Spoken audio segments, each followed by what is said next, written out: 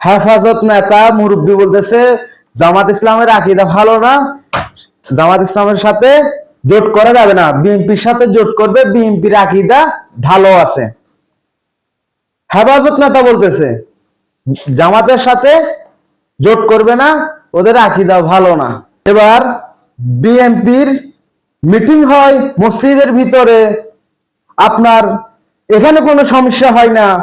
যখন জামাত ইসলামে মসজিদের ভিতরে আপনার কোনো প্রোগ্রাম করবে, ধর্মীয় প্রোগ্রাম অথবা দলীয় প্রোগ্রাম করো, আপনারা যদি করতে পারেন, জামাত ইসলাম কেন করতে পারবে না? সবার অধিকার আছে। আপনি ভাববেন খালেদা জিয়ার জন্মদিন পালন করেন মসজিদের ভিতরে, আরো ছবি টবি লাগায় এক তামসা।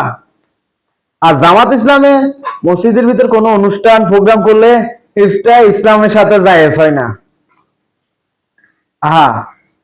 শুধু মানে কিভাবে আপনারা বড় নেতার কাছে ভালো সাজবেন, মানে এখানে আমি গন্ডগোল লাগাই দিছি, এখানে আমি মাস্তানি করছি, আমার একটা পথ দিয়েন।